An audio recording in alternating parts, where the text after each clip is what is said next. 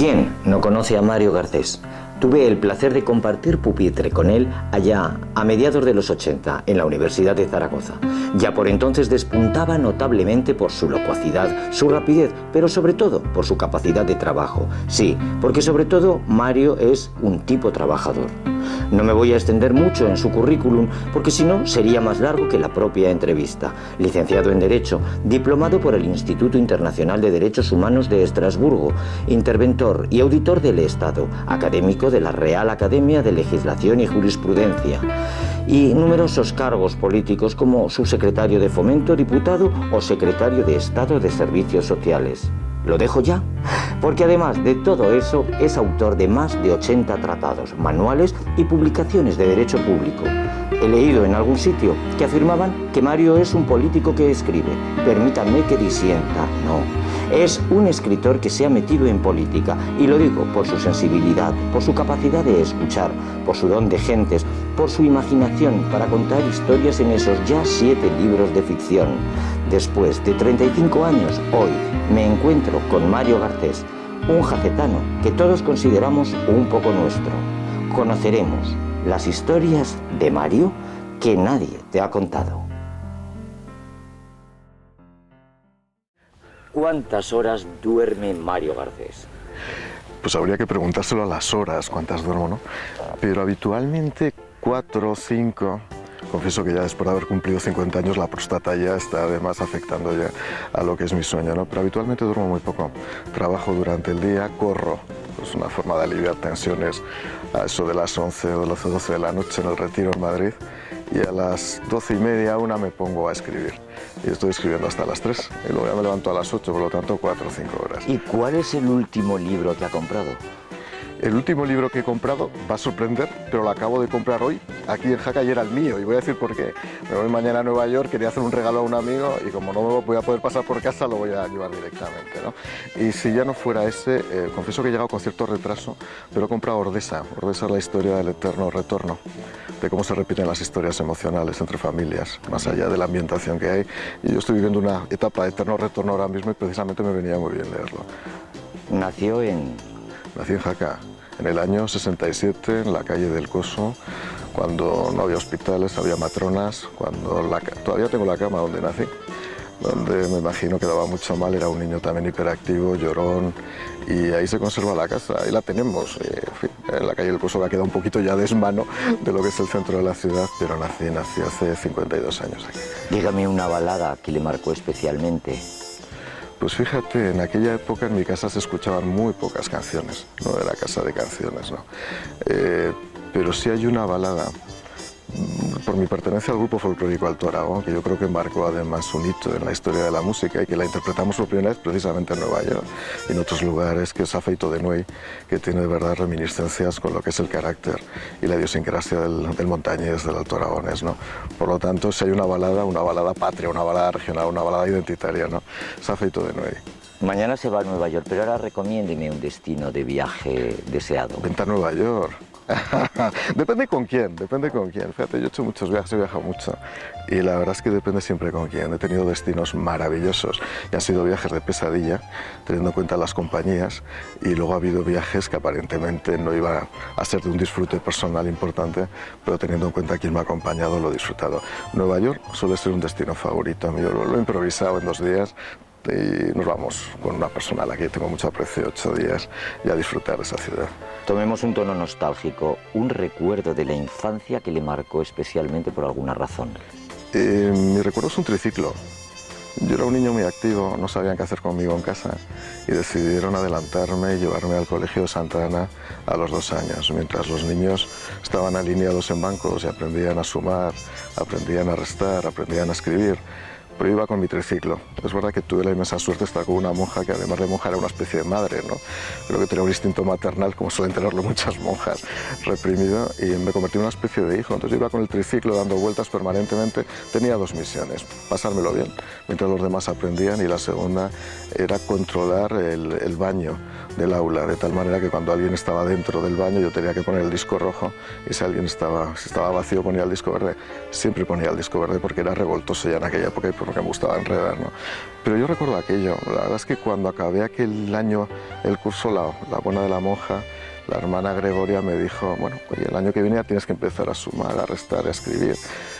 Sinceramente había aprendido tantas vueltas, ya lo sabía, y como no sabían ya qué hacer conmigo, me pasaron al curso siguiente, y por eso empecé a ir un año adelantado. Yo creo que no me aguantaban en casa ni la monja me aguantaba, entonces empecé. Por lo tanto, casi mi primer recuerdo es ese disco rojo y verde que luego supuso tantas cosas en mi vida, ¿no? Seguimos en tono nostálgico. ¿Cómo vivió Mario Garcés, pues no sé, la ciudadela de Jaca en su infancia? ¿Qué recuerdos tiene? Fíjate, una de las cosas que más comento de vivir en grandes ciudades como he vivido y vivir en Jaca es que las distancias varían. Las distancias emocionales y las distancias físicas, ¿no? Por ejemplo, estás en Madrid y a lo mejor puedes andar un día 40 minutos para llegar a tu destino. Me gusta mucho andar por la ciudad, me gusta mucho ver a la gente, reconocerla, ¿no? En Jaca, vivir en la calle El Coso y llegar a la ciudadela casi era un hito, era casi una historia, aunque fueran 500 metros, porque es verdad que formaba parte ya casi del extrarradio mórbido sentimental que tenías tú en tu infancia, ¿no?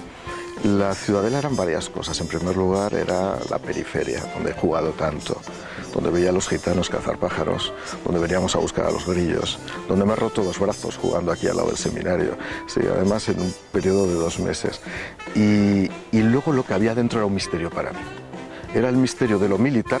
Yo no estaba asociado a lo militar por mi familia, pero no era que Jaca ha sido una ciudad militar por esencia.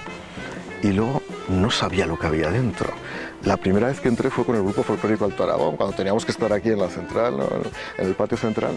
Ahí nos colocaban, nos posicionaban a todos los grupos folclóricos y para mí era una especie de mundo diferente, un mundo al que yo no podía acceder, ese mundo pequeñito en mi casa humilde que tenía, para mí era un mundo de descubrimiento. Y esa era la ciudadela, un punto de referencia. Evidentemente no sabíamos si lo había mandado a construir Felipe II ni nada, nos daba igual. Eran los glacis, era la bicicleta, era llegar a la cantera y volver otra vez por la ciudadela, ¿no? Ahora cada vez que vengo a Jaca, lo primero que hago es venir a la ciudadela, tirarme, hacer una cosa que no hacía cuando era pequeño, es ir descalzo por la ciudadela. Hay gente que me pregunta y dice, pero has cambiado mucho. Yo, bueno, me imagino que los tiempos nos hacen cambiar a todos, ¿no? Un alto aragonés nunca iría descalzo, ¿verdad?, por la ciudadela, pero ya voy descalzo tranquilamente porque me gusta que mis pies toquen la hierba. Suponemos que a muchos, pero a alguien a quien admira especialmente. Bueno, yo admiro a muchísima gente. Y la gente que me queda por admirar. El día que no admire a nadie, seré un verdadero presuntuoso, ¿no? Admiro a muchos, estaba escribiendo esta mañana un artículo para Marie Claire, precisamente ahora al mes de septiembre, lo que son los maestros, y un homenaje a las maestras. Yo he tenido aquí grandes profesores y profesoras. Es decir, quien me ha marcado el camino, sobre todo, es la gente que me guió desde el punto de vista educativo en algún momento determinado. Es verdad que tienes que tener la mente abierta y esperar a recibir aquello, ¿no? Pero yo aquí he tenido grandes profesores, profesoras. Voy a hablar de mujeres, ya que soy secretario de Estado de Igualdad, voy a hablar de mujeres, ¿no? Pero las mujeres me han marcado mucho mi vida. Primero mi abuela no tenía estudios, no tenía ningún estudio. Mi abuela fue una mujer que sobrevivió a la guerra como pudo, casada con un anarquista en Sariñena, que tuvo que sobrevivir con su hija de 1 año para venir a Jaca. Y la verdad es que una mujer sin ningún tipo de estudio tiene una inteligencia natural maravillosa. Entraba en cualquier lugar, en cualquier establecimiento, cualquier tienda y se convertía en el centro de atención, ¿no? Con su sentido del humor, con su ironía y con esa destreza verbal que tenía. Por supuesto, mi madre. Luego tuve grandes profesoras, más allá de la hermana Gregoria, aquella primera monja madre que tuve, pues Marisa Bailo. Yo tengo que reconocer que a mí Marisa me marcó mucho el conocimiento de la historia. Luego me he dedicado a escribir libros sobre historia. Yo creo que sin Marisa esos libros no habrían existido. Y además siempre me gusta presentar en Jaca para ver a Marisa y que me diga qué es lo que piensa. Me da igual lo que piensen en Madrid, en Barcelona o en la América Latina donde los leen, pero yo quiero que me lo diga ella, ¿no? O por ejemplo, yo amé mucho la literatura y sigo escribiendo también literatura gracias a una profesora que tuve aquí, que le he perdido mucho el contacto, pero que sé que le gusta mucho el teatro también, que es Conchita Tobar, ¿no? A mí Concha me hizo amar la literatura. Ella amaba la literatura, además esto no se puede engañar. Tú llegabas a clase y supuraba todo amor por la literatura, por la novela, por la generación del 27, por la generación del 98. Y yo lo hice y ahí estoy. La verdad es que son mujeres que me han marcado. Y luego lo demás, pues también me ha marcado muchísima gente a lo largo del tiempo, pero que no nos deje de marcar la gente. El día que pensemos que lo tenemos todo aprendido, estamos abocados ya a la muerte civil. Venga, confiéseme algo que no soporta. Pues mira, hay cosas que no soporto. Una es la deslealtad. Y yo en política he vivido muchas deslealtades y luego la ingratitud. La política es un ejercicio permanente de deslealtad y de ingratitud, porque es un ejercicio de supervivencia y de resistencia, sobre todo en los últimos 20 años, donde se ha producido una gran transformación. Antes la política era un ejercicio de transformación de la realidad política. Y yo vivo con ese, puede parecer muy utópico, puede parecer una quimera, pero sigo viviendo todavía con esa idea. Y sin embargo, estoy viendo cada vez más que los ejercicios de oportunidad, de supervivencia, te llevan a la ingratitud y a la deslealtad. Yo, como soy montañés, el que es desleal y el que es ingrato, le dejo de hablar. O sea, yo es que soy así de claro. Ya ha llegado una edad en mi vida que los esfínteres van sueltos y es luego como alguien me diga o me haga una deslealtad cuando le he dado prácticamente todo, yo de verdad en ese caso cierro puertas y ciertas relaciones con ellos, ¿no? Ingratitud y deslealtad. Una curiosidad, ¿es supersticioso? Lo era antes, ahora no. Voy a contar una anécdota. Cuando yo iba a la facultad, donde compartimos facultad, además. Efectivamente compartimos facultad. Yo tenía varias manías a la hora de hacer los exámenes. Primero, tenía que ir sin ducharme. Por lo tanto, yo en este momento advierto y pido perdón a todos aquellos que pensarán que olía mal cuando me sentaba a hacer un examen. 2, no podía ver a un calvo por el camino. 3, me tenía que llevar todos los libros de la asignatura, de tal manera que a veces no podía, tenía que hacer 2 viajes y los dejaba a la entrada del aula. Y nunca podía estrenar un bolígrafo, tenía que ser con un bolígrafo antiguo. Ahora no tengo ninguna superstición, que sean supersticiosos los demás, ¿no? Pero yo no, ahora no. Acabo de acordarme de lo del bolígrafo porque lo recuerdo perfectamente. Mario, ¿cuándo, cómo y por qué aparece la vida en tu vida la política? Pues aparece, o sea, la política está presente generalmente en la vida de todos, ¿no? Pero es un estadio subyacente, ¿no? Uno tiene sus ideas, a veces sus juicios, muchos prejuicios. La vida política a veces se convierte en puro hooliganismo, formas parte de un círculo de ideas, un círculo de afectividad en torno a gente que piensa de la misma manera, ¿no? Y yo la verdad, pues formaba parte, tenía mis propias ideas, en eso he evolucionado mucho. Y hubo un momento determinado que fue en el año 2000, en el que a raíz de la salida de un amigo mío que estaba trabajando en el gabinete del presidente del gobierno Aznar, me dijo, oye, ¿por qué no vienes aquí? Ya queda una plaza vacante. Entré. Para mí fue una experiencia magnífica. Y además quiero recordar la primera frase que me dijo otro aragonés que ha sido ministro, que es Román Escolano. Yo trabajé con Román, estaba Carlos Aragón, estaba José María Aznar. Me dijo, Román, dice, no te voy a pedir que te afilies a ningún partido, porque él no estaba afiliado tampoco a ningún partido. No te voy a pedir que vayas con ningún megáfono a decir absolutamente nada. Piensa libremente, sé tú y a partir de ahí expresa tus ideas. Me vi un poco menos que, bueno, explotaba mi espíritu liberal. Yo siempre he sido un poco irredento, liberal, bastante verso suelto y la verdad es que disfruté mucho. Y fue ese momento en el que entré en la política orgánica. La política natural la tenemos. Luego los pasos ya que he ido dando, pues ya los conoce mucha gente, ¿no? Y ya veremos. Yo pensé en retirarme hace un año y bueno, las cosas de la vida. Después he vuelto otra vez a reenganchar. ¿Echas de menos o añoras el volver a esa vida de funcionario o al Ministerio de Hacienda? Echo de menos a veces el anonimato, ¿no? O sea, la política es curioso. Cuando sales en televisión, solamente por el hecho de salir en televisión hay un 50% de gente que te odia y un 50% de gente que te aprecia, ¿no? Es que además da igual lo que digas, esa es la realidad, ¿no? Y eso que yo entiendo que soy un tío muy normal y que además a la gente le gusta que sea normal, ¿no? Pero sí que hay días que me gustaría desaparecer. Y lo digo porque la política se ha convertido en un arte muy peligroso en España. Mucha presión, demasiada estigmatización del político, demasiada banalización de lo político, ¿no? Para los que hemos vivido la política desde hace años ya, se está produciendo una transformación que no me gusta, ¿no? Bueno, yo ahora estoy en una nueva etapa política donde se me ha pedido precisamente evitar que esa banalización se produzca y que aporte, pues, mi perfil intelectual, lo voy a intentar aportar, pero sí hay veces que me escondería, y volvería a intentar ser el mismo de antes. Tampoco sé si me duraría, porque digo una cosa, por eso no te lo dicen los políticos, la política es adictiva. La política es una verdadera adicción. Yo no la necesito, pero es adictiva. Y a veces es adictiva por el agravio, porque el mediocre suele pensar que por qué él no puede ocupar un puesto cuando hay otros que lo están ocupando. Y entonces se agarra, y porque hay otros que viven de esto, evidentemente. Yo creo que la política tendría que ser lo que nuestros padres de la patria y aquellos políticos de los años 70 y 80 hicieron de la política en este país. Pero bueno, estamos en eso. Cargos de suma importancia como secretario de Estado, de Servicios Sociales. Una curiosidad, Bueno, primero antecedo algo que sí, por si no lo sabes, ¿no? En Jaca fue un bombazo, un jacetano, Mario Garcés, en los informativos de Prime Time. No sé, ¿cómo lo has vivido? Bueno, yo en primer lugar no veo la televisión. Lo siento, o sea, vale. Pero no veo la televisión porque no he tenido tiempo de verla. O sea, mi madre en esto, me acuerdo que una vez salí en el intermedio porque me criticó el Gran Wyoming y entonces me dice mi madre, lo has hecho mal. Y yo, bueno, no sé qué he hecho mal, pero voy a mirar exactamente qué ha salido en televisión porque habitualmente no me gusta verme a mí mismo en televisión, no me gusta a mí mismo. Por lo tanto, para mis detractores les alabo, no me gusta verme en televisión, ¿no? A ver, para mí cada vez que he ocupado un puesto, que nunca lo he buscado, esto quiero que quede muy claro, yo no he ido a buscar nunca un puesto, siempre me han llamado para ocupar puestos personas muy curiosas, desde Luisa Fernanda Rudi, José María Aznar, Ana Pastor, todos los Montserrat, ahora Pablo Casado. Te aseguro que cuando me nombran, sí que durante 5 minutos hago una especie de reseteo emocional y nostálgico, porque quiero ver a ese niño que nació aquí. Y quiero ver como un niño que nace de una familia humilde, con oportunidades. Mi padre era electricista, mi madre era la modista de Jaca en aquella época, casi en régimen de exclusividad, en régimen de monopolio, casi natural. ¿Cómo puede evolucionar?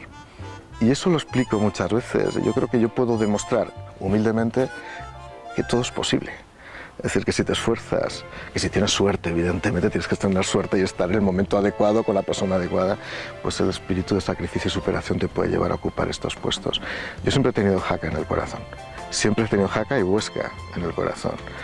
Me sorprenden cosas, voy a decir cosas que nunca he dicho, ¿no? Me sorprenden que luego haya gente que se lleve reconocimientos de estas cosas, ¿no? Creo que la persona que más ha invertido dinero en Huesca fue la persona que tienes ahora mismo delante de ti, ocupando todos los puestos que ha ocupado. Y no estoy haciendo política, que me da absolutamente igual ahora mismo, ¿no? Y cuando era secretario de Estado de Servicios Sociales e Igualdad, bueno, apenas tenía dinero, pero sí tenía una gran proyección mediática, porque era una Secretaría de Estado muy ideológica, permanentemente pensaba en Huesca y pensaba en Jaca. Pensaba en la mentalidad de la montaña. Somos muy peculiares aquí en los valles, muy peculiares.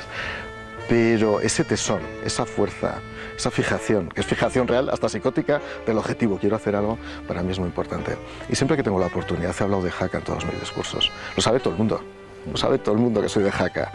Y yo eso que colocar a Jaca creo que es bueno, pero no por mí, sino porque creo que represento esa forma de carácter, de personalidad que tienen muchos jacetanos. Y además digo otra cosa, yo me llevo muy bien con todos los partidos políticos de Jaca, porque he trabajado con todos. Hay una regla no escrita para mí que ha sido siempre colaborar con todo el mundo, por mi tierra, con todo el mundo. Y lo voy a decir claramente, desde el alcalde de Jaca, que tenemos un contacto directo, pues, permanente, hasta el propio presidente de la Comunidad Autónoma de Aragón, Javier Lambán, que periódicamente nos vemos pues, para ver qué podemos hacer por esta tierra, ¿no? Y eso creo que es importante. En el ejercicio de ese cargo tan importante como secretario de Estado, un momento especial por su dramatismo, por, no sé, por algo. A ver, yo he vivido momentos muy dramáticos, te voy a contar algunos. Primero, siendo subsecretario de Fomento, me tuve que hacer cargo de la reconstrucción de Lorca, de la ciudad de Lorca. Soy hijo adoptivo de Lorca, lo digo porque ahora que estoy en Jaca no soy hijo adoptivo de Jaca, pero soy hijo adoptivo de Lorca porque Lorca se transformó radicalmente en un momento que no había dinero, además. Y un día tengo que escribir cómo fue la reconstrucción después del terremoto de Lorca, ¿no? Tuve que estar 8 días sin comer ni dormir en Castelldefels atendiendo a los familiares de la tragedia de Germanwings, aquel famoso avión que se estrelló en Marsella fruto de la locura de un piloto. Fueron 2 momentos muy duros. La noche del accidente de Santiago-Compostela, a las 2:30, cogemos un Falcon. El único Falcon que cogí siendo subsecretario del Ministerio de Fomento con Ana Pastor fue para ir a ver pues al accidente, para poder atender a las personas, a los familiares, a los que habían sobrevivido. Y siendo secretario de Estado de Igualdad, un hecho que me conmovió. He vivido y me siento muy orgulloso de haber vivido el mayor movimiento feminista de la historia, de la humanidad. Y las mayores manifestaciones presenciales en España.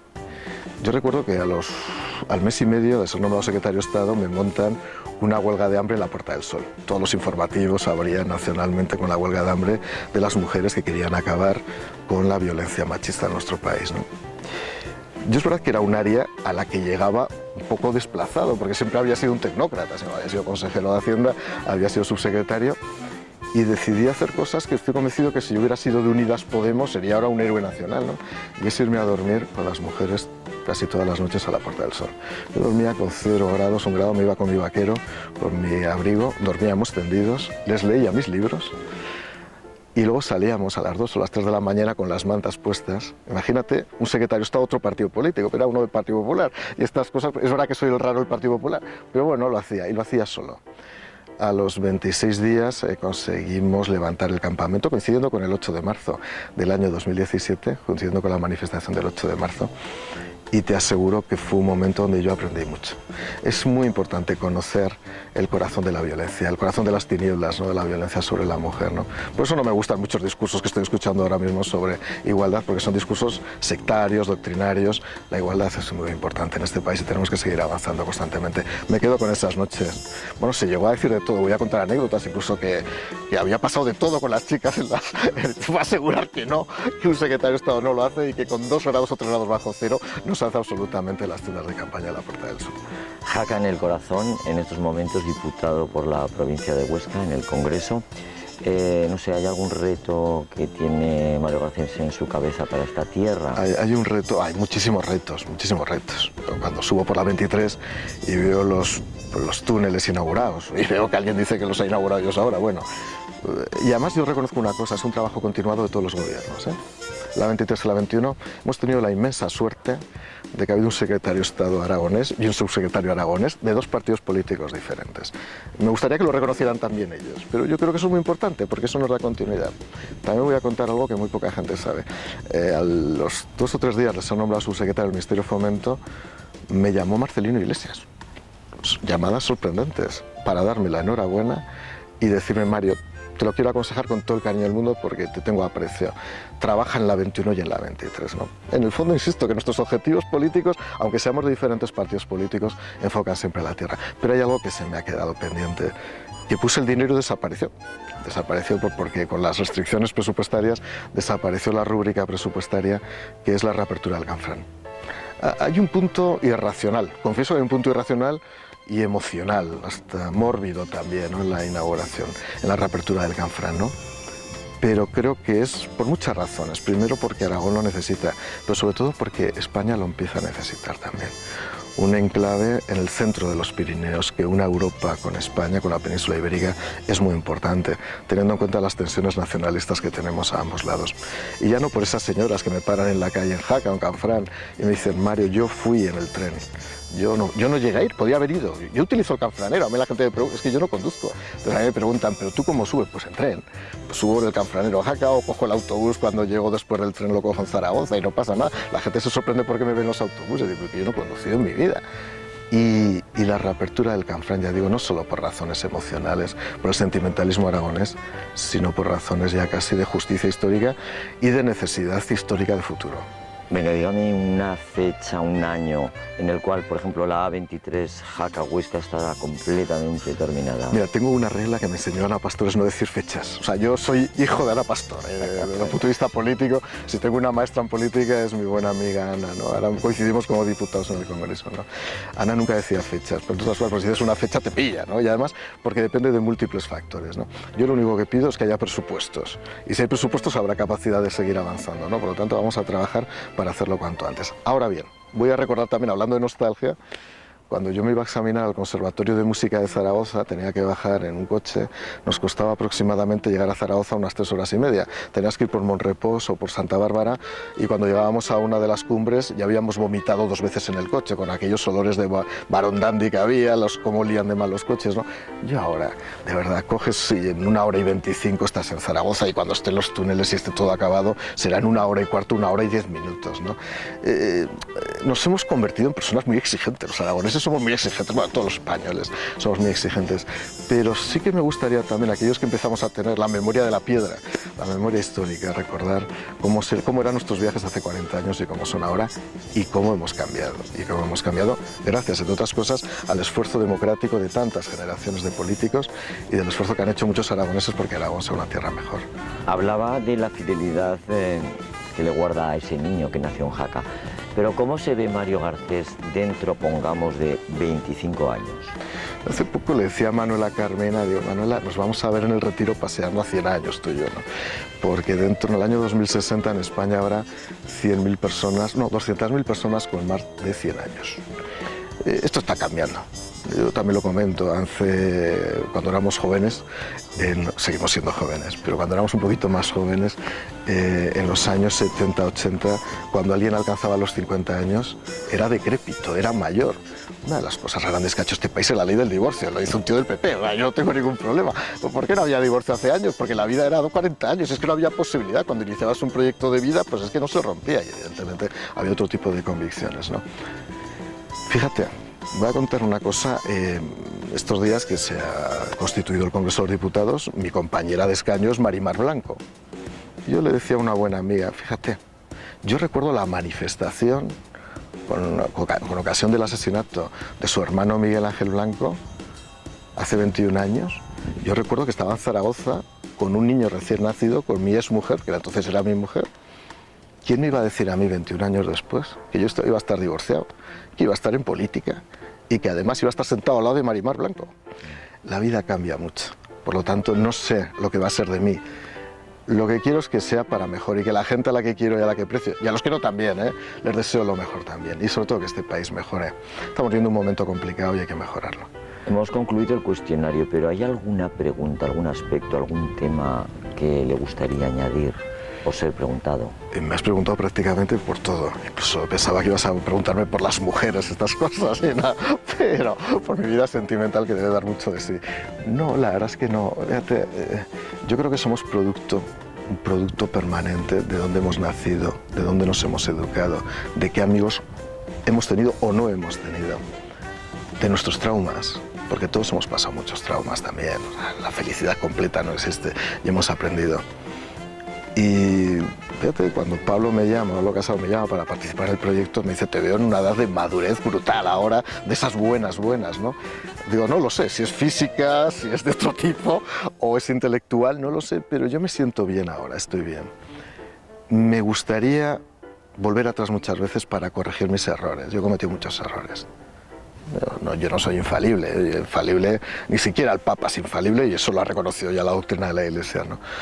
Yo no soy infalible y creo que a veces he podido cometer errores que han podido hacer daño a gente. Que sepa todo el mundo que han sido siempre inconscientes, que son errores indudablemente, y me gustaría no volver a repetirlos. La vida en relación humana siempre nos lleva a veces a querernos o a no querernos tanto, ¿no? Donde he cometido esos errores que me han podido distanciar de gente, pues intentar subsanarlos. Mi principal error es corregirme y seguir mejorando, pero seguir mejorando como persona. A mí como político ya, yo creo que es otra cosa completamente diferente, ¿no? Mejorar. Pues esto ha sido todo, esta es su semblanza. Muchísimas gracias, Mario Garcés, desde aquí, desde la ciudad de La de Jaca. Muchísimas gracias.